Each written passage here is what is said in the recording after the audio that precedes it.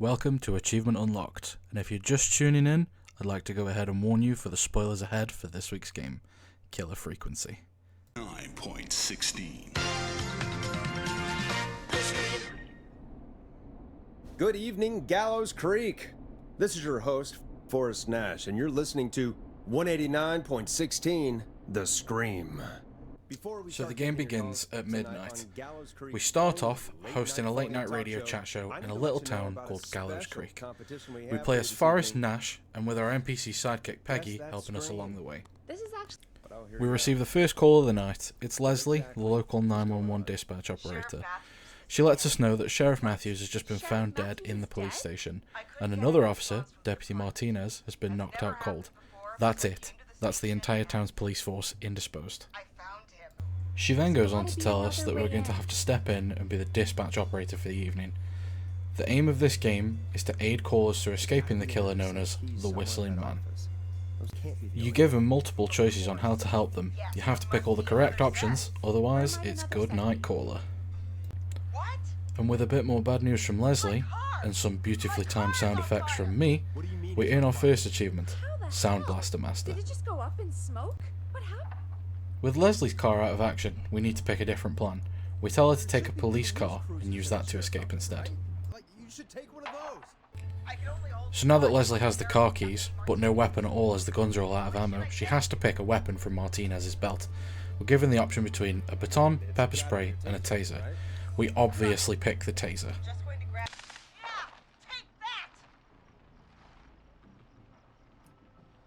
Leslie, what are you waiting for? Get out of there! Don't worry, Deputy Martinez. We're out of here. Leslie, are you two okay? Did you get away, or... Leslie manages to put Martinez into the police cruiser and escape, securing us the achievement, a shocking turn of events. Well done, Leslie. Leslie tells us she's heading straight for the next town over to call in some backup. Unfortunately, due to the phone lines being down and it being such a small town, that's going to take at least the next 4 hours. We're on our own for the evening. I then just quickly went to go and grab a drink, and this is where our third achievement popped, Dead Air. Okay, what's your The name? phone rings Why are you again. calling in? We don't have to worry too much this time though, as it's just some teenagers playing a dumb prank. After a little snooping around the studio, we're back in action with our third call. This is Sandra, and she tells us how she was on her nightly jazz run and she spotted the Whistling Man. So she ran back to her car, but unfortunately couldn't find the keys. Okay, right. Well, She does, however, have a toolbox in the car, but no idea how to hotwire. This is where the game lets us stretch our legs a little bit. Peggy tells us that there's another radio station about cars, and that they might have something of use in their office, so we head out of the studio and we have a little look around. Whilst we're in this room, I grab this cassette, as this is one of the many ads we have to play live on air throughout the show. We find a note on a desk that says someone borrowed a car magazine and took it to the bathroom, so we go ahead and grab it. It's here where we play the first ad of the evening, whilst we get everything prepared to help Sandra. The first ad that we play is the only missable ad in the game, so I just quickly play through the others here.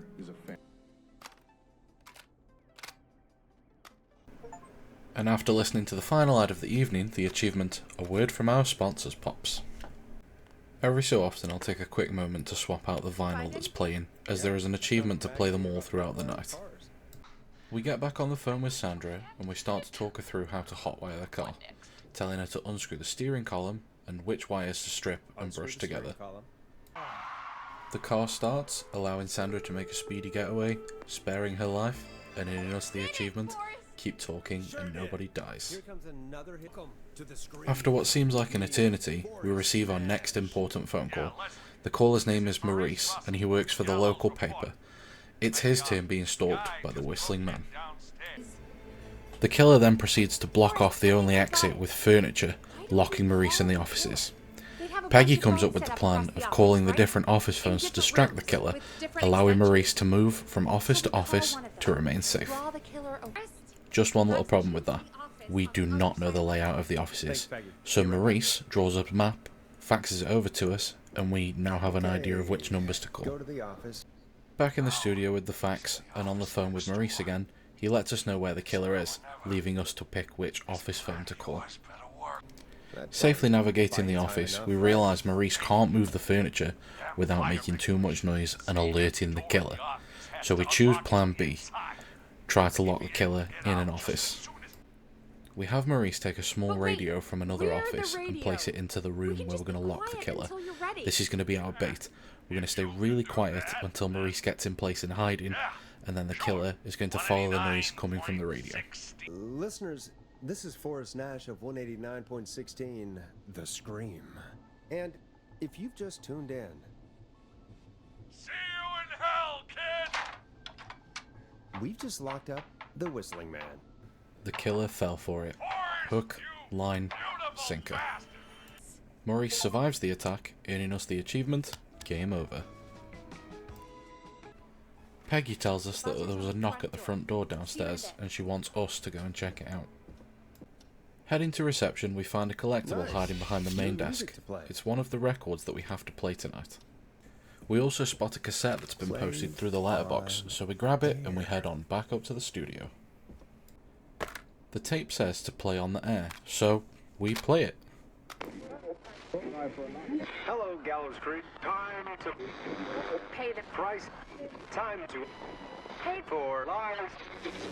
Time to sit there. I will punish you. I'm going to enjoy this. Hey, we had a call come After in. that not creepy whatsoever message, we get another call. It's Maurice, and it's not good news. The killer has escaped the locked room and is now back on the loose in Gallows Creek. What's wrong? We time jump a few hours into the night, and we receive our next phone call from local macho man Murphy, who has all sorts of things he wants to say to the Whistling Man. Anyway, after foolishly telling the killer where we can find him, we receive our next phone call, and it's a woman scared that the Whistling Man has found her. She tells us her name is Virginia, and we reassure her we are going to get her out of this situation. Unfortunately for Virginia, all of her neighbours are away, apart from one, the frat house down the road, and they're currently throwing a party. Peggy figures out that the takeout that they've been ordering from has also been delivering them beer, so we're going to try and figure out which takeout it is so we can get a message to the frat to go and save their neighbour. Don't worry. We head down to the kitchen to try and find some takeout menus that offer the beer meal deal. Quickly grabbing this missing record while we're here. New music to play. After searching around, we find a flyer attached to a pizza box in the bin. It's exactly what we've been looking for, so now it's time to head back up to the studio. So we call up the takeaway and we get them to send a message via garlic bread to the frat. The message reaches the fraternity and they give us a call. And we tell them they need to head over to their neighbour's house right this second. We get a call back from Virginia and she's face to face through the door with the killer. Luckily, before anything happens, the dudes arrive, saving Virginia's life. And earning us the achievement, Did Somebody Order a Saviour? Quickly jumping into the next phone call from local boy Eugene, who's waiting in the middle of the maze for his date. Sure. It was a prank. His date never intended on showing up, but he's not alone anymore. The Whistling Man's turned up. We now have to go and find the maze map that's somewhere in the reception. Luckily, we spotted it in the bin a little earlier on. With Eugene back on the line, he tells us the landmarks that are near him, so we have to pinpoint his location and guide him out of the maze safely. We managed to get him out of there with zero mistakes, and he rides off into the night on his pedal bike, earning us the achievement, Child of the Corn Maze. Why do you think Molly missed their date? What's her name? Time jump again, and we receive a call from a woman called Dawn. She lets us know that she's enjoying tonight's broadcast and wonders if we can play her a song. Unfortunately, we don't have this song anymore because Peggy threw it out of the window a few days ago in an argument with another colleague. Anyway, we receive another phone call from Murphy, letting us know that the killer has found him and trapped him inside of a dumpster and has set fire to the waste centre. So we quickly call the fire department and the killer has slashed the tyres on the town's only fire truck. Hi. Yes. Maybe Luckily, Peggy knows a few people who happen to live nearby to the waste centre, so it's up to us to figure out who to send. And Catherine lives on the west end of Myers Lane. We All right, decide to Forrest, send who should I Catherine, call? as she Who can lives help more or less Murphy? across the street from the fire. Call. Both on the line. We now have to use Murphy's little amount of knowledge of where he is Catherine, are to you there? guide What- Catherine through what's the happening smoke at the plant? to help rescue him. Damn things.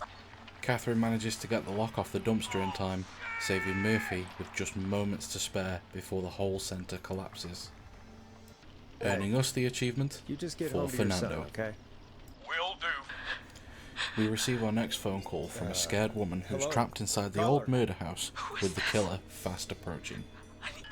We tell Carrie to hide in the closet, but she gets found and decides to run. Turns out, the whole thing was a prank from the dumb teens that called us earlier. They were playing a prank on their friend, not realising that Wait, she would call the isn't police. that- Jimmy. Amidst all the laughing and joking, they realise that there's now an extra person in the room. It's him, the whistling man. Who are you? Oh no, Dad. Jimmy meets his maker. There is no saving him.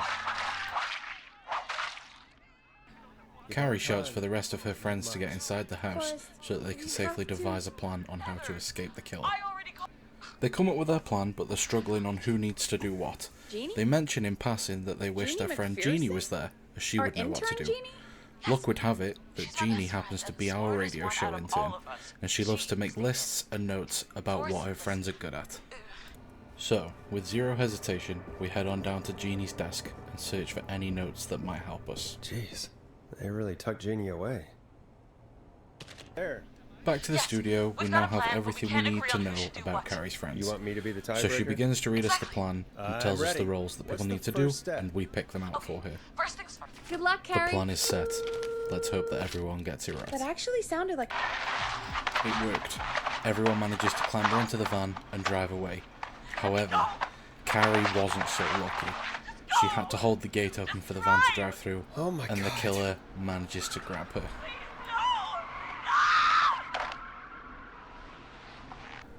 But for some reason, he spared her. He just stared at me. The killer didn't attack Carrie. Carrie? Just stared. She manages to escape with her life. Walked into the woods. I don't understand. We tell Carrie to head home as soon as she can, giving us the achievement, Not So Stupid Teens.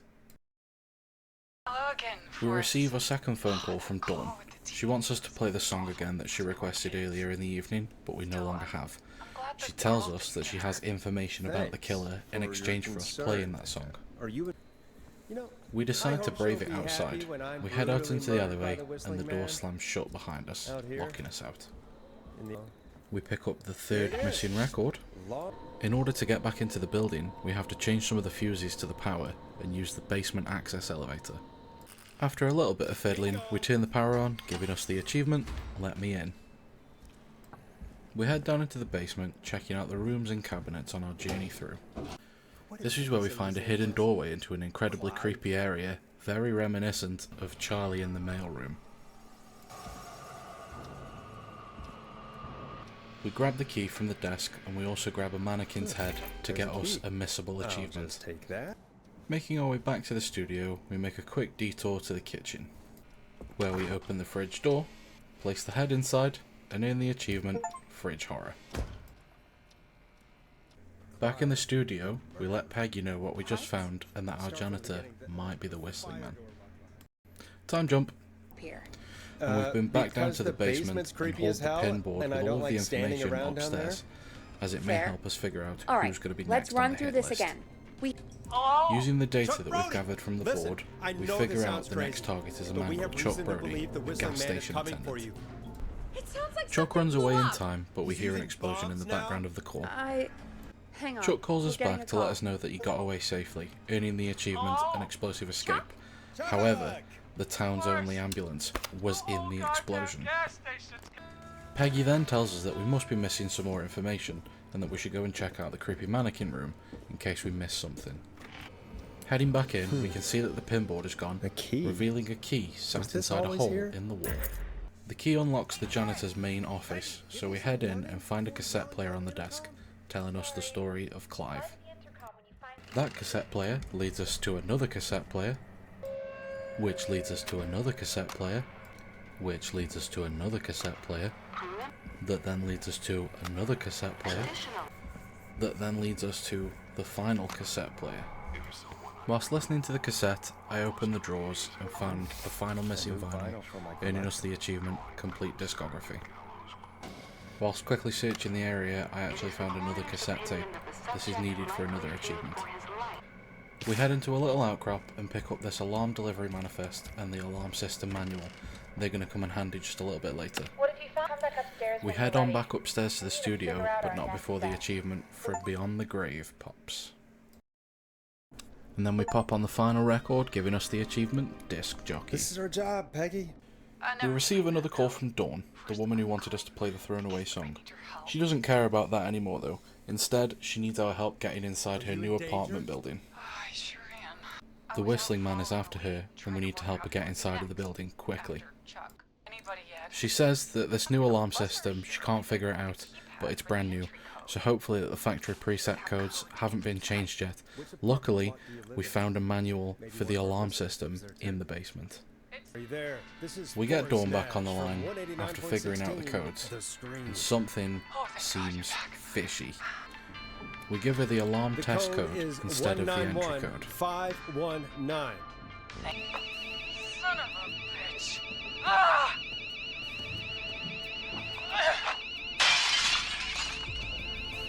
Is she?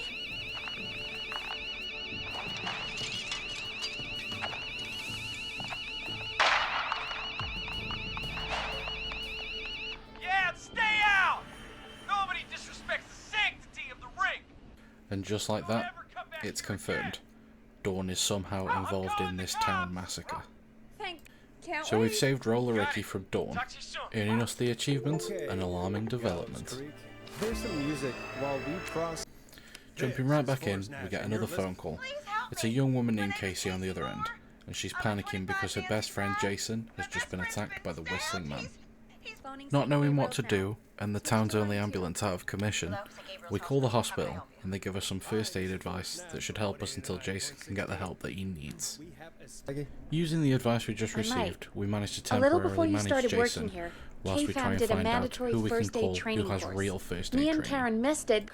We head out and grab the final key from Peggy, earning us the achievement, Master of Unlocking.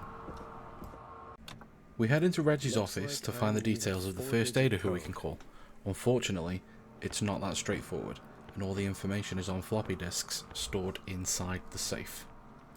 We find the disk containing the code for the safe. Could this be it? Nice! So, using these floppy disks, what we're looking for is someone who lives near 25 Nancy Drive and has first aid training. Hey, We Peggy, get incredibly you there? lucky and we get it on the first try, so we use the intercom to get back in touch with Peggy and get her to I give think I John a know who call. our best bet is to help Casey and Jason. We wake John up and we get him to head over to Casey and Jason to help them out. Good luck, everyone. Find out for yourself Back in the on studio, line 1. we get in another call. Hello? It's Leslie, the original dispatcher. She's calling to let us know that she's nearly back in town with a whole squad of officers to help take down the killer, and asks us to help by keeping Dawn on the line if she calls again, so that Leslie can trace the call and find where she's hiding in town. Caller, Once we this hang up is on Forrest Leslie, we Nash. get another call. Hello, It's Forrest. John. This is He's John calling to Evans. let us know that Jason is going to be Casey. just fine. I wanted to give you Earning us the This is achievement, Forrest. Jason lives. Jason! We're in the middle of our conversation with Jason when all of a sudden, was What? all the power goes out. What happened? It's a Are we full still on building air? blackout. Peggy tells us that there's a backup generator installed at the very back of the basement. We've already passed it once. We need to go back and turn it on. Pressing the That power must be button it. gets us the achievement, Oh, Let There we've Be got Light. power. The Whistling Man. I need to warn Peggy. That's it. He's in the building. We head back upstairs as quick as a flash, but it's too late. Peggy is nowhere to be found. We head Peggy, inside to have a look Where'd you around, go? and the Whistling Man traps us in the booth. We get a Where's call from Peggy Dawn. gone? We need to Have keep some her on the line patience, and keep her Forrest. talking so that the Almost the police end can of the trace the night. call. Almost the end of the show. Turns out, Dawn has one final trick up her sleeve. She has captured Teddy Gallows, a man from the family who owns the whole town. Mr. Teddy Gallows Jr. Wait. Right now you're probably wondering how she has Teddy captured, but she's standing Your daddy directly and in his front of money us. safety toy. Forrest Nash, let me introduce you and all of Gallows Creek to my boy, there was 2 killers all along. That's how they were able to escape from the locked room. That's how they were able to quickly move around the town. After picking all the correct dialogue options, we managed to save Teddy from his untimely demise, earning us the achievement, Took a Swing Anyway, for Teddy Gallows. I think that about wraps up the interview with Teddy. So, Marie? Where? Peggy! Teddy? Peggy's alive. You gotta We'll help grab me. this birthday card off the desk as it's going to come in handy in just a moment. you'll talk more later. Now I have to talk to someone who mattered more than you ever did. Peggy. It's been so long since I've seen your face. I worried you wouldn't come. Marie! Oh my god. I thought you... And here I was, thinking you'd forgot me. I'd never forget my own sister. And there's the bombshell. The killer was Peggy's long-lost sister the whole What's time. happening? Why? Rest. Dawn, who was actually named Marie, Marie, Peggy never says that forgot Peggy about you. forgot all about her, Keep your and that is why mouth she's going to shut. end it all She right kept now. a card from you. And this she kept it conversation here here on is her why we desk. picked up the What birthday card. card? And just in the nick of time, the police arrive at both locations, saving both Peggy and me from certain death. Be okay. Marie dies in the shootout, and this gives us the achievement, A Tale of Two Sisters, for Peggy surviving the Whistling Man. She needs help. Now. And we This is give Ben. our very last sign-off for Forrest the night, Nash. It's been a scream. earning us the following achievements: The Man, the Myth, the Scream, The End, and Not All Talk.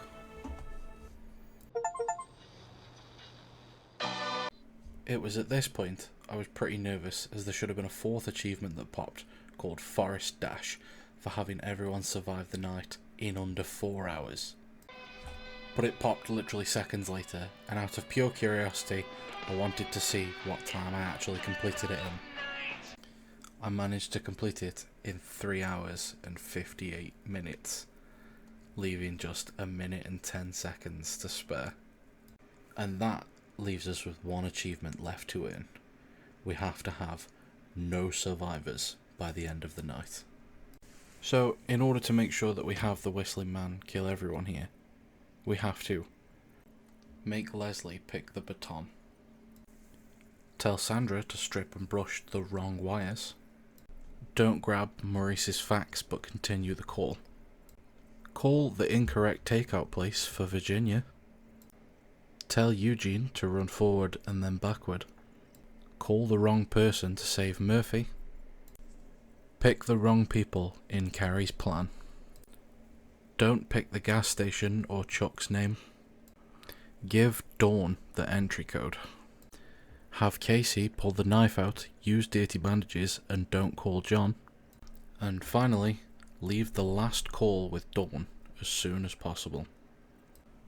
And by the end of the night, everyone will be dead, including our character Forrest, earning us the achievement, Kill Her Frequently. And there it is. Just like that, killer frequency, 100%.